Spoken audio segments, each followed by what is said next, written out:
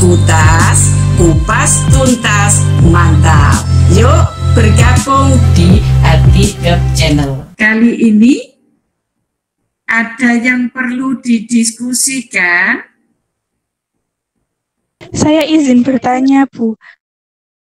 Ada bidan yang tidak tergabung dalam IB atau apa semua bidan atau semua yang jadi bidan itu otomatis bergabung dengan IB? Oke, sebelum Bu Ati jawab, ada teman yang bisa membantu jawab?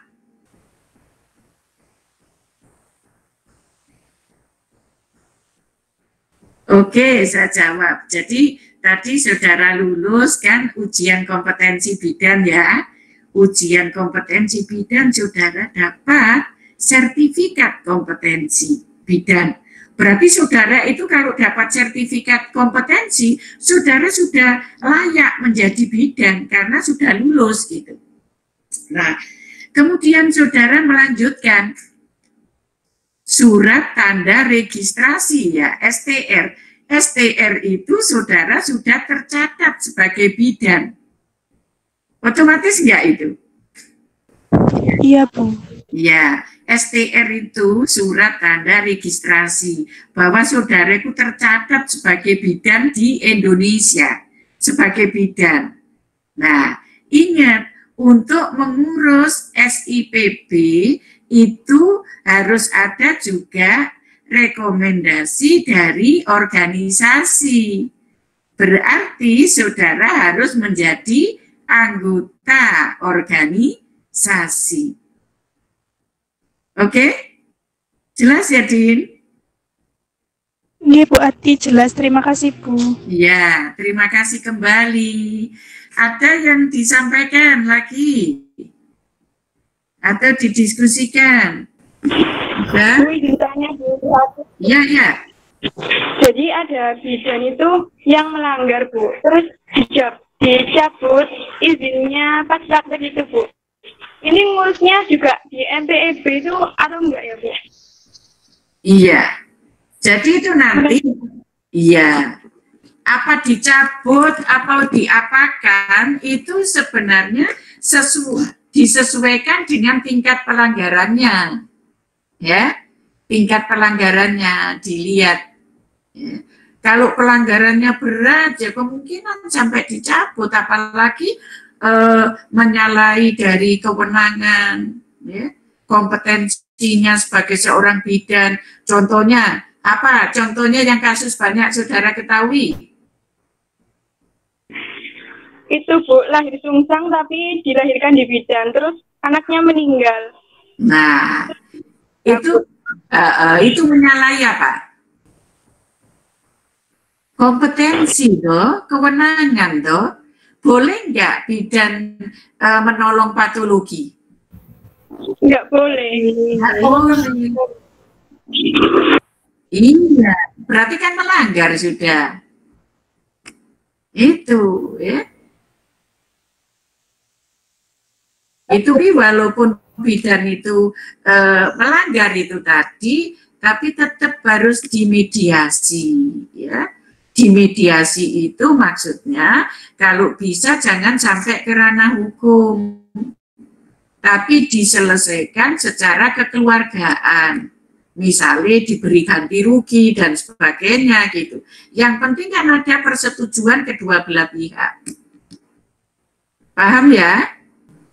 Mau tanya lagi, Bu? Iya, boleh. Kalau misalnya dicabut gitu, bisa balik atau enggak, Bu? Terus namanya bidan itu tercoreng gitu kan? Tak gimana, Bu? Iya, ya jelas toh. Itu nanti ada pembinaan. Kan ada pembinaan, dibina. Kalau dia dibina mau kemudian membuat pernyataan tidak mengulang dan sebagainya, ya mungkin bisa dipulihkan kembali. Ya. Jadi terus nggak langsung terus selamanya nggak jadi bidan, ada pembinaan. Oke? Makanya kita harus tahu, harus paham betul apa kewenangan kita. Ya. Oke? Ada yang lain? Ya. Ada lagi yang mau tanya? Bu Andri, saya mau Devi tanya. Anissa. Iya, siapa ini? Tarisa, Yang tanya? Bu. Arisa, apa Riz? Tapi saya tanya di luar ini enggak apa-apa ya, Bu ya? Ya, kaitannya bidan toh? Iya. Iya, apa? Ini Bu, kan bidan itu kan kalau saya lihat di praktek-praktek itu kebanyakan tuh bidan delima, Bu. Terus Ya. yang mau saya tanyakan tuh bedanya bidan delima sama IBI itu apa, Bu? Atau bidan delima itu bagian dari organisasi IBI gitu, Bu? Iya, terima kasih. Bagus sekali pertanyaannya ya. Saudara mesti bingung gitu ya. Sebenarnya organisasi yang menaungi bidan di Indonesia itu hanya satu, yaitu Ikatan Bidan Indonesia yang disingkat IBI. Itu adalah wadah ya, organisasi bidan di Indonesia. Nah, bidan delima itu apa? Bidan delima itu bukan saingannya IBI, bukan. Dia juga anggota IBI. Nah, itu bidan delima itu sebutan untuk memberikan pelayanan, itu brandednya gitu loh. Dalam memberikan praktek pelayanan bidan itu brandednya. Ya, makanya ada yang bidan tidak delima, ada yang delima. Jadi kalau delima itu ada syaratnya macam-macam. Ada. Ya. Nanti buka ya, browsing ya, Taurisa ya. Bidan delima ya. Ya, jadi itu bukan organisasi di luar IBI, bukan. Itu juga anggota IBI. Tapi dalam memberikan pelayanan, di IBI itu ada punya program unggulan lah gitu ya. Apa branded ya itu ya. Yang kualitasnya bagus gitu loh, Taurisa. Ya. Jadi kalau bidan delima itu diharapkan pelayanannya lebih bagus dibanding yang tidak delima, gitu ya. Halo Ya, Ri. Bu Andi. Ya, ya. Nanti kalau saudara praktek ya kalau bisa ke bidan delima. Itu ada syarat-syaratnya lebih berat dibanding bidan yang nggak delima gitu. Oke? Ada Ya, Bu syaratnya. Andi, terima kasih. Ada pertanyaan lagi? Kira-kira saudara jadi bidan sudah ada bayangan belum? Halo, kok ketawa? Belum, Bu. Belum. Masa semester 3 belum ada bayangan? Hah? Mikirnya cuma itu orang melahirkan. Kenapa? Iya, aku masih bingung. Bingungnya di mana, Septi? Nggak tahu pas udah lulusnya itu kayak gimana. Lah dulu waktu masuk gimana, Septi? Waktu memilih, oh saya nyongkreng jadi bidan, gitu gimana? Sadar ya? Masih sadar ya waktu itu ya? Mudah-mudahan sadar loh ya. Masih, Bu, masih. Masih sadar. Nanti belajar pelan-pelan ya. Tolong materi etika, materi konsep itu betul-betul dipahami saudara supaya betul-betul tahu bidan itu siapa gitu loh. Ya. Bidan itu makhluk apa gitu kan ya. Tugasnya apa itu harus tahu, Rek. Ya. Harus tahu mau jadi bidan ya. Jangan sampai nggak tahu. Sudah memilih ini ya. Ini apa jalan Tuhan atau bagaimana gitu ya. Tapi saudara kira-kira ikhlas nggak ini jadi bidan ini? Ikhlas, Bu. Ikhlas. Ya Allah, Bu. Iya, itu jalan masuk ke surga loh kalau saudara ikhlas loh. Apa? Karena saudara bisa membantu orang. Ya. Asal saudara betul-betul menekuni itu. Ada yang didiskusikan lagi? Sudah cukup? Mungkin sudah cukup. Saya izin bertanya, Bu. Apa, siapa ini? Tarisa Inita. Oh iya, ya. Gimana Tarisa? Iya, Bu, permisi. Ini saya ada pengalaman. Tetangga saya sendiri. Waktu itu dia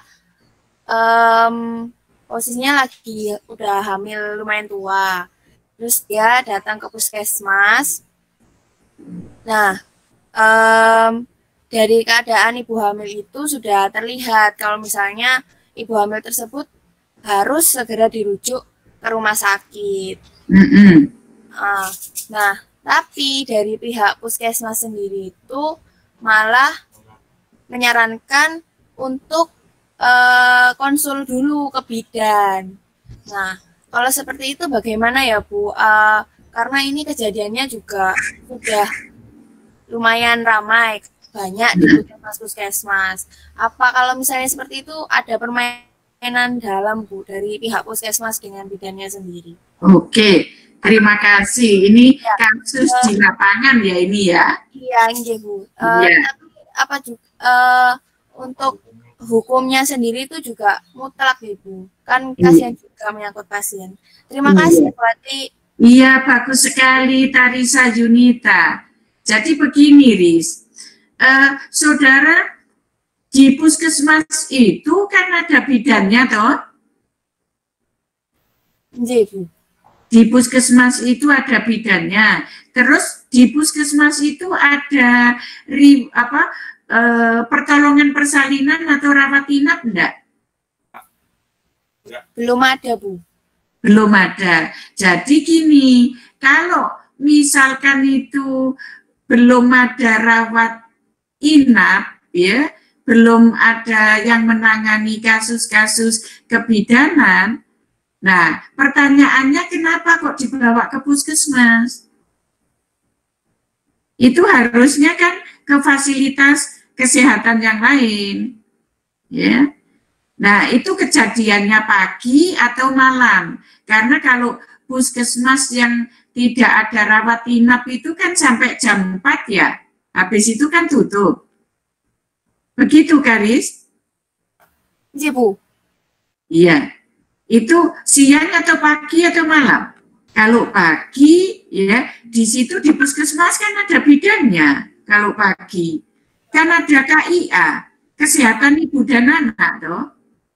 Iya, ya itu harusnya langsung dibawa, kalau masih normal memang bisa ditangani bidan ya ke praktek bidan, kalau normal. Ya, tapi kalau itu harus dirujuk ke rumah sakit, berarti dari puskesmas itu harusnya langsung dibawa ke rumah sakit. Kalau itu patologi. Kasusnya patologi atau normal, Riz? Patologi, Bu. Kalau patologi harusnya langsung ke pelayanan rumah sakit. Nggak bisa dibawa ke bidan lagi lah. Bidan mau diapain kalau patologi? Kan nggak boleh. Nah, iya itu, Bu. Tapi tetangga saya ini waktu itu udah jelas kan berat bayinya itu sudah over. Terus tekanan darah dari si ibu juga tinggi. Tapi dari pihak puskesmas ini maksa untuk konsul dulu ke bidan gitu. Dibawa ke rumah bidan gitu. Di prakteknya bidan. Dan Nah, itu salah, Riz. Salah ya, Riz. Jadi itu proses rujukan yang salah. Itu nanti bisa merugikan pasien. Harusnya kalau sudah tahu itu patologi, tensinya tinggi, ya, anaknya besar, dari puskesmas langsung dirujuk ke rumah sakit yang ada fasilitas pelayanan untuk operasi sesar, seandainya harus disesar. Seandainya tidak pun yang ada dokter objinnya. Ya, Itu jangan pasien dibuat diimbal-imbal loh ya. Itu diimbal-imbal, ngerti diimbal-imbal ya. Dari A ke B, B ke C, C ke D gitu. Kepanjangan merujuk, akhirnya nanti pasiennya tambah parah. Itu makanya seorang bidan atau seorang nakes harus betul-betul jeli ya dalam menganalisis pasien. Ini yang rujukan salah itu seperti itu. Ya. Itu yang namanya keluarga pasien atau pasien berhak boleh nggak menolak. Seperti itu tadi. Boleh. Dari yang dijelaskan Bu Hati sebelumnya yang teori tadi. Boleh menolak pasien itu? Dirujuk ke Bu bidannya tadi? Boleh. Ya. Keluarga pasien boleh atau pasien boleh menolak. Saya ke rumah sakit aja biar tertangani cepat. Tapi kalau misalnya Itu seperti boleh. itu, BPJS-nya kadang sama pihak puskesmas lebih susah lagi Bu untuk dikeluarkan. Nah, itu yang salah, Nak. Kalau jadi nakes nggak boleh gitu ya. Itu tadi yang dikatakan diskriminasi. Jadi kita sebagai nakes itu harus netral, yang mementingkan kepentingan pasien. Jangan ada embel-embel di balik itu yang namanya nggak ikhlas. Itu, ya, nggak boleh. Ini saudara sudah semester 3, nanti sudah jadi bidan, sudah tahu mana yang baik, mana yang tidak baik. Mana yang benar, mana yang tidak benar. Itu namanya kode etik itu tadi. Ya, melanggar kode etik, standar rujukan juga salah. Oke? Bagus itu kasusmu, Tarisa. Baik, terima kasih Bu Hati penjelasannya. Ya, nanti jadi nakes nggak boleh gitu ya, Nak? Iya, Bu. Ya, oke. Ada yang ditanyakan lagi? Kalau sudah tidak ada, ya, saya akhiri cukup sekian ya. Oke? Terima kasih. Terima kasih, Bu. Ya, akhirul kalam. Wassalamualaikum warahmatullahi wabarakatuh. Jangan lupa subscribe, share, like, komen. Matur nuwun.